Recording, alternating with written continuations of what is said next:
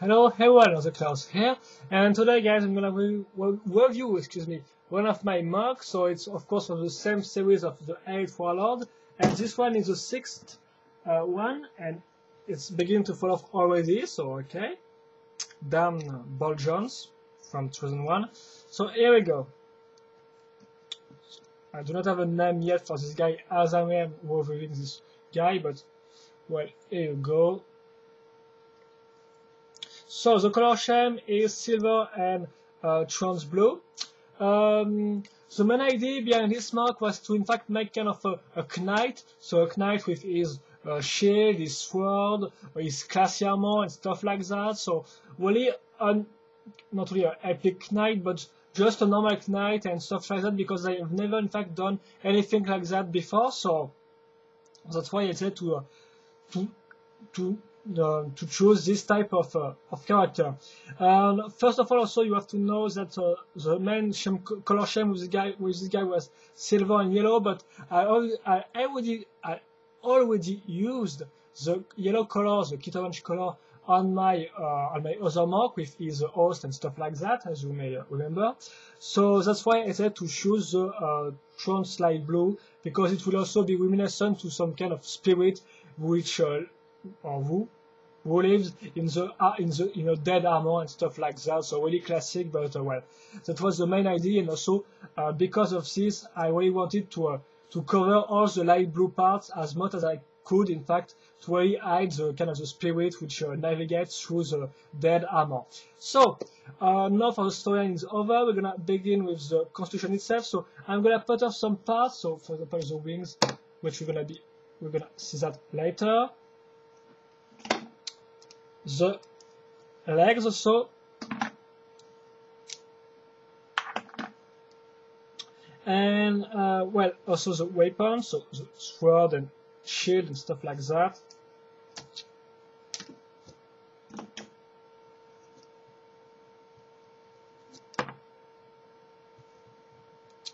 Excuse me if it takes sometimes, but sometimes the grip of the parts is really hard. And well, I think that's quite all. We're gonna continue putting off some parts, just so it will be easier to show you how it is done. In fact, how this model is done.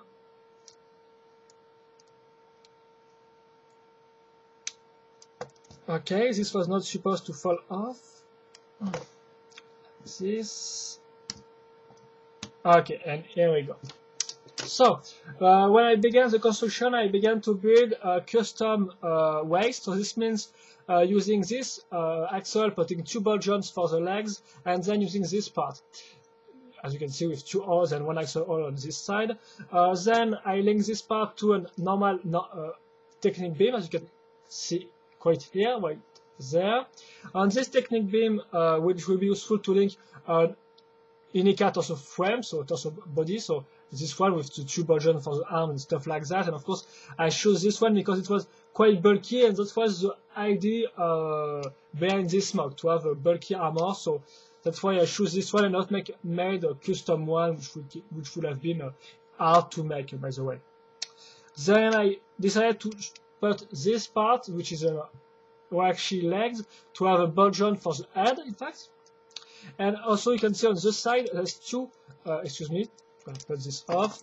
This Baraki, I think they are shoulder armor, also used as leg armor, on the side to fill the void, in fact, because it was quite empty behind the 2 parts, behind the front armor and the rear one. So that's why I decided to put this part. You will see later all these parts are useful. Well, you're gonna see that right now, in fact, because after that I choose to put this.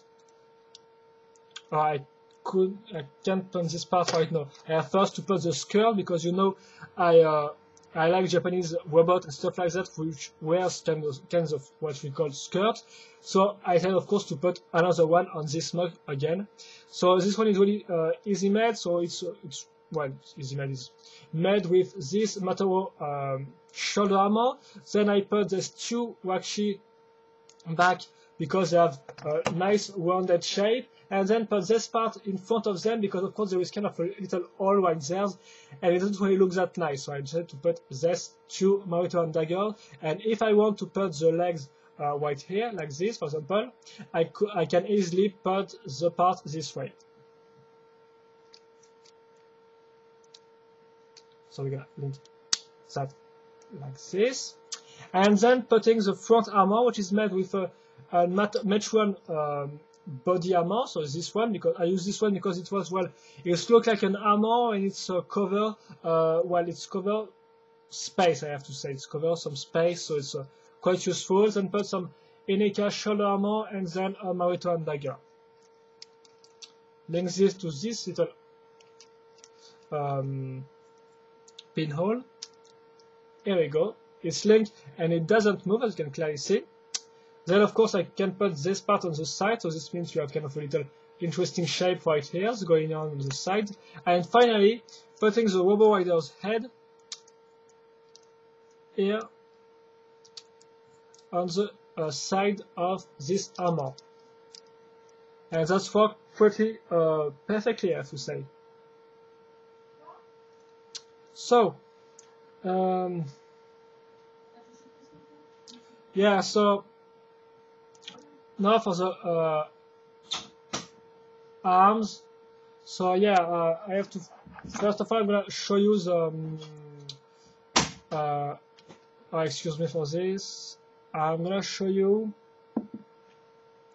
well, I'm gonna show you the arms, excuse me, not the arms. So the arms, yes, I used, in fact, it's really simple, so double long connectors in, well, I was kind of forced because I was just double long connectors in these colors.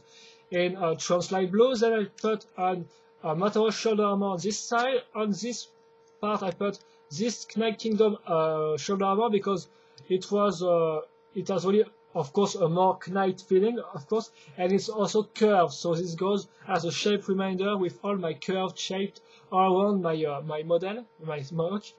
There I put this Wakshi L. I already used this technique on my first warlord because I don't like the way it's look on the when you look it on the front. It's just blocky and it's just lines and stuff like that.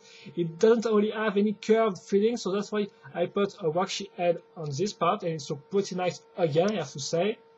Here to feel, I said earlier at the beginning of my review, just I put this part to feel the Translite Blue space. Then putting on some Piraka arms, well, legs used as arm, of course.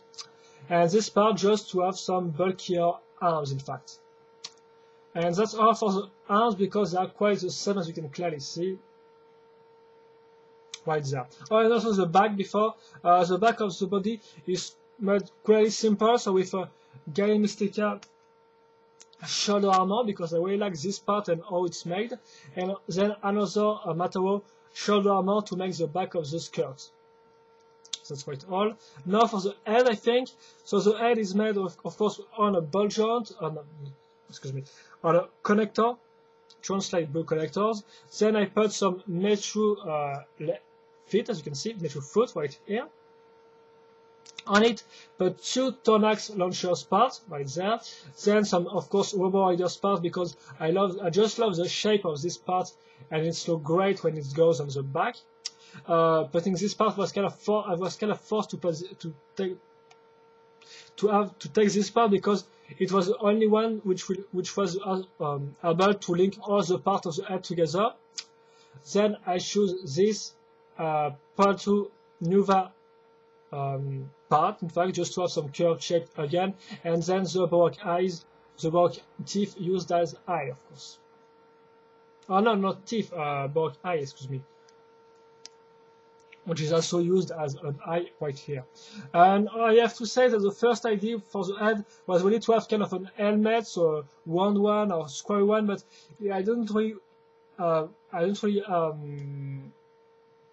succeed into making one, so that's why I use this part. Then you've got what you, well, that's all for the head, the body, the arms. So we're gonna look for the legs and how they are made, excuse me. So double long connector, normal. Then you've got these two leg armor, so the Piraka one, the Mech one. This part which is used in the pneumatic part of the Titans. I just found out it looked good, so that's why I chose it.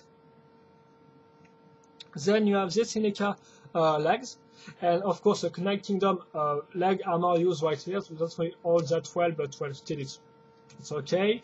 And then the feet, excuse me, which are made with some Ardica, some Ardica foot, yes, and then I've put some Metro foot behind, and this whip, I think it's called rib cage, from the Metro right here. That's all. You just have them to put the ball joint into the axle. But because of this ball joint, it may not really, it may fall down, I have to say. Then we're gonna put yet another part, which are the wings, in fact. At first, this mock was not supposed to have wings, in fact. It's just that I found out this part, which is of course the Jealous Sword, released in 2009, which was in fact silver with some, some translate blue parts, or some translate blue fade. So I thought it was a good idea to use it, so that's why I choose to put that into a form of wings, in fact. So apart from this piece, it's already simple. It's going to be linked right here.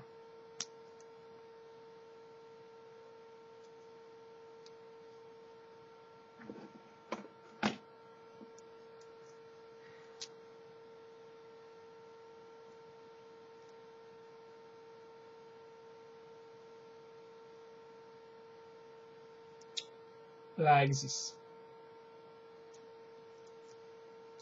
And now I think we're almost done, or it began to fall down because of course the wings kind of weight a ton, I have to say. Yes, then the two kind of weapons. So you first you have the sword, which is made with a simple Lewa Fantasia sword, because I don't really use this part, so that was the first for me. So, and I think it's pretty good and well pretty tall for this type of mug, which is bulky and I think need a long sword. Then you got this part, the lower part of the sword. I decided to choose this Nipawik claws because in fact the shape kind of reminds me of the clawed part of the sword. So that's why I choose this part, which may not look that really good, I have to say. And finally the shield, which is pretty simple in fact because it's just two beetle wings put together. There you can see the attached to link it to the end. And then you got some Bordak, I think it's called like that, the blue Vaki weapons used here to have some curve for the shield, and right there also, and this little Borakal pass.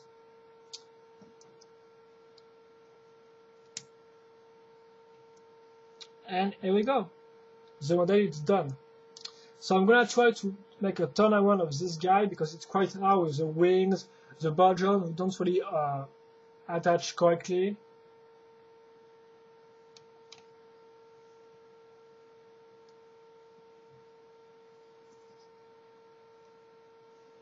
And here we go.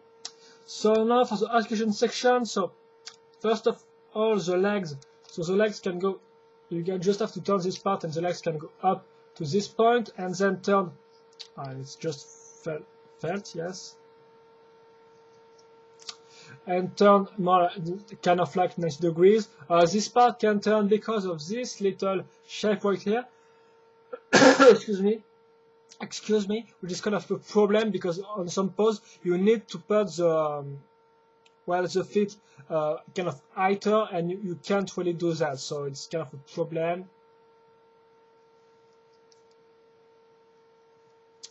So it's the legs for use, and so you got the arms, which can also turn up to 90 degrees. There is no problem, of course, on the shoulder section because it can turn easily. The head also has absolutely no problem. It can look down, up.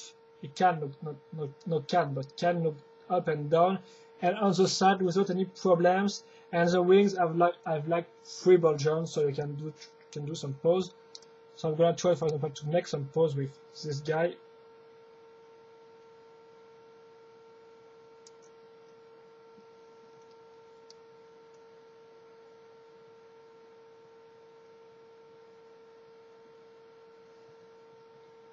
Okay, I'm gonna try.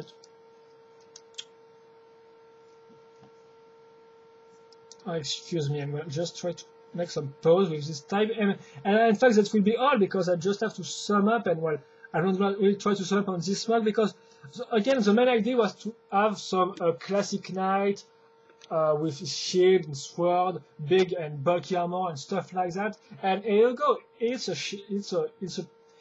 knight I wanted to do. So even if I imagined him a little smaller, I have to say, it was taller. Taller than I expected.